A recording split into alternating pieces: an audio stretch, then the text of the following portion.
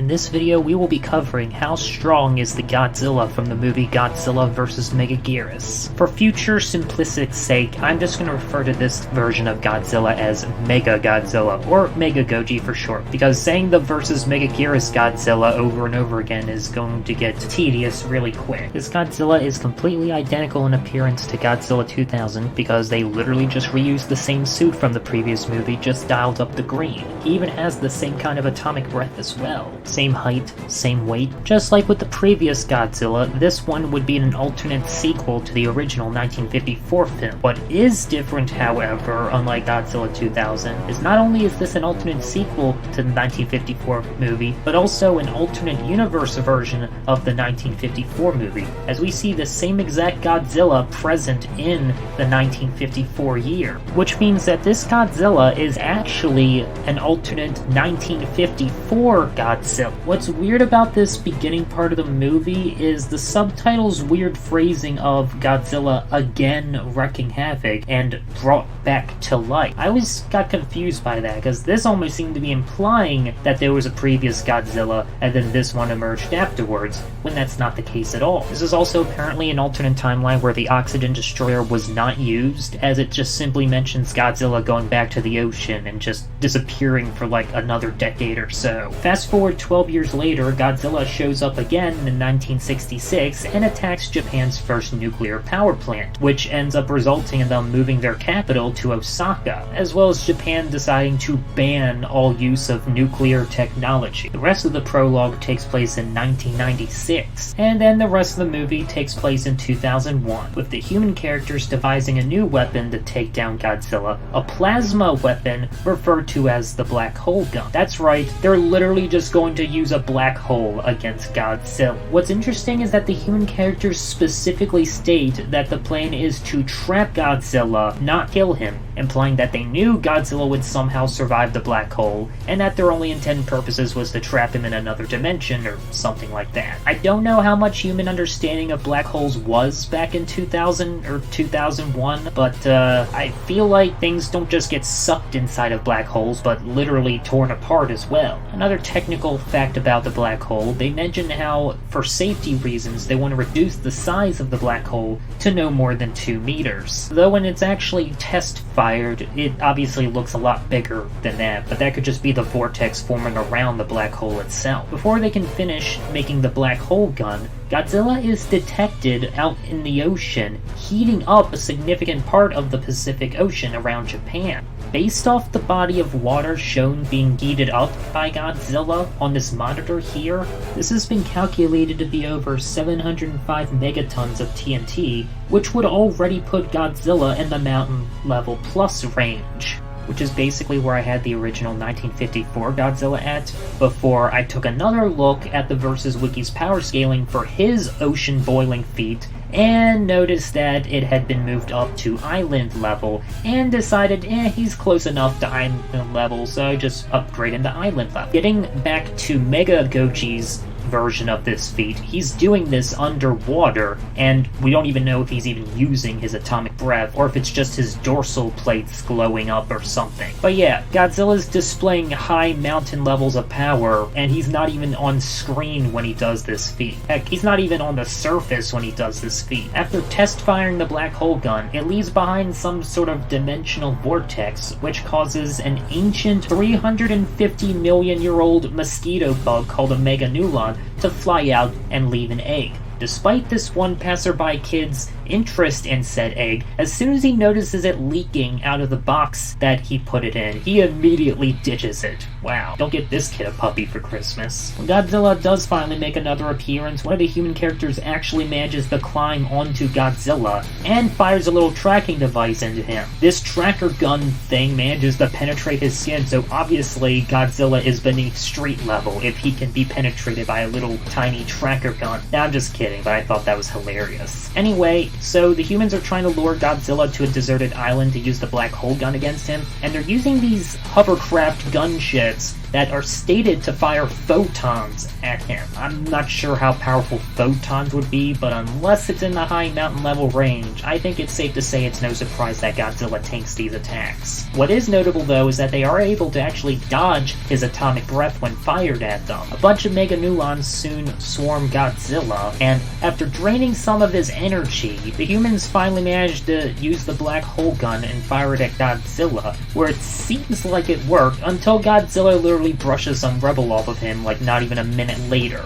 Apparently all it did was just push him underground by a few feet or whatever. Because the humans cannot spam their black hole gun, Godzilla manages to walk off, and they now have not only Godzilla but the Meganulons to worry about as well. The Meganulons soon go underwater, where they supply their energy to their chosen queen, and this revives said queen, Megaguirus, who takes flight out of the ocean and is able to destroy buildings by just simply flying by them. What's crazy is this isn't even the first Megaguirus in this timeline, as according to one scientist guy, these things apparently existed hundreds of millions of years ago, as they even found a fossil recently in China. Not of the Meganulon, no, specifically Megaguirus, and that they were apparently undefeated for like millions of years. It's crazy to think that there was just like possibly several Megaguirus colonies flying around. Wonder what caused them to die off if they were so strong. Perhaps the early Godzillosauruses? Soon the fight between Godzilla and Megaguirus begins, and we sometimes get these weird freeze frames throughout the fight. I don't know why, it just looks dumb and kind of breaks the realism.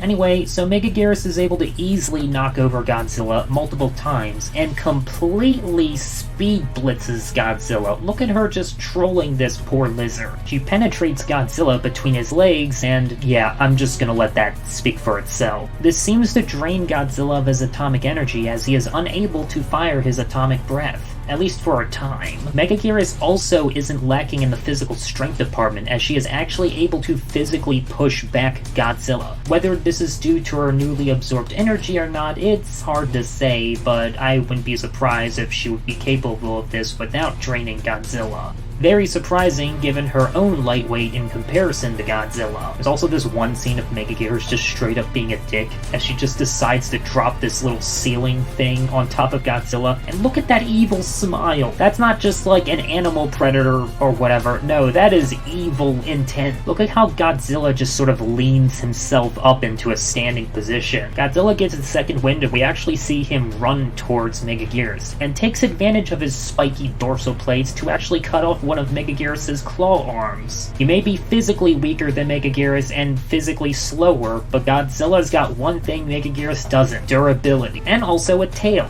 Well, I should say a tail that he can actually throw monsters with. Megaguirus then just starts slapping Godzilla and just bonks him on his head repeatedly. Then Godzilla defies all known laws of physics and does his meme-worthy sumo slam jump. Megaguirus is just so stunned, she does not have the foresight to just fly out of the way. After draining Godzilla a second time, Megaguirus managed to fire a fireball, which momentarily stuns Godzilla and causes him to drop to the ground a moment later. But Godzilla quickly gets back up when he does fall down. Though I should note, this attack was powerful enough to stun Godzilla and drop him to the ground for a moment. Godzilla then shows off his instinctive reaction by managing to react to Megaguirus' next charge without even being able to see her, and manages to catch her tail stinger thing with his mouth and then bite it off. He then proceeds to two-shot her with his atomic breath, proving that while Megaguirus is able to push Godzilla back and speed blitz him, her durability leaves much to be desired when Godzilla can actually hit her. The humans then manage to fire their black hole gun again at Godzilla, and this time it seems to work for good, as Godzilla does not just immediately surface again like a minute later. Though it should be noted that in a post-credits scene at the end of the movie, only in the Japanese version mind you, Godzilla causes an earthquake and roars, confirming that he is back once more, though right before the end of the movie in both versions, the human characters do note that they're detecting seismic activity, which, you know, refers to stuff happening underground. So even without this post-credit scene of Godzilla's roar, it seems to pretty much be confirmed that what happened to Godzilla the first time the black hole gun was used also happened again. So how strong is the Megagodzilla? Well, as established earlier before, he is an alternate version of the original 1954 film Godzilla, which I guess theoretically means that he should at least scale to the same feats as that version of Godzilla, even though in this case